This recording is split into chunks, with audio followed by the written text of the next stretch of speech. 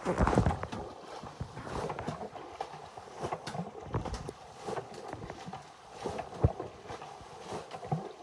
ายเอาไปไปล่นลงเอ้ว้า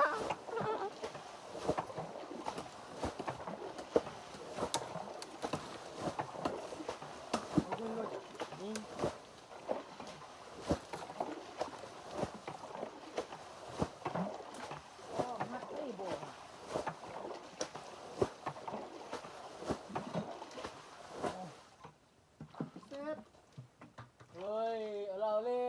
ยวอมยืดวักแรกนี่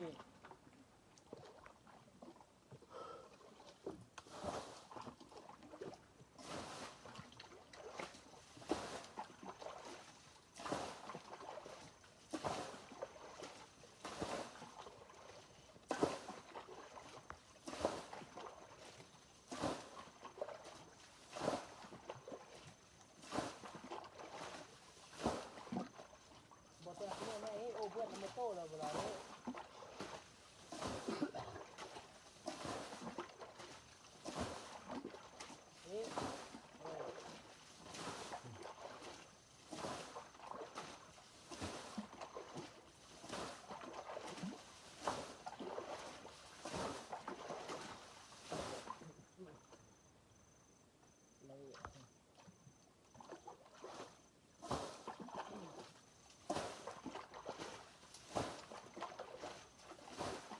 บ่เรา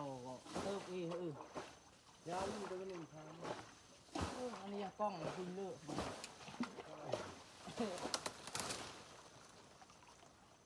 เลือกแต่มันเป็นกล้องคุณแจ้ง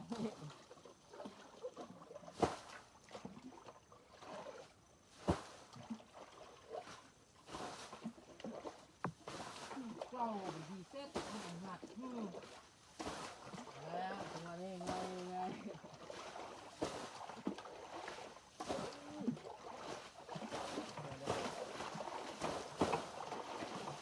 งูเยอะย่ามเลย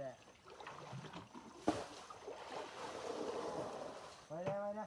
มืดเลยโอ้ครับเลยนะกึศหนักไปเลยเนาะปลาเด็กหลังเลยจับครับโทษเลยนะ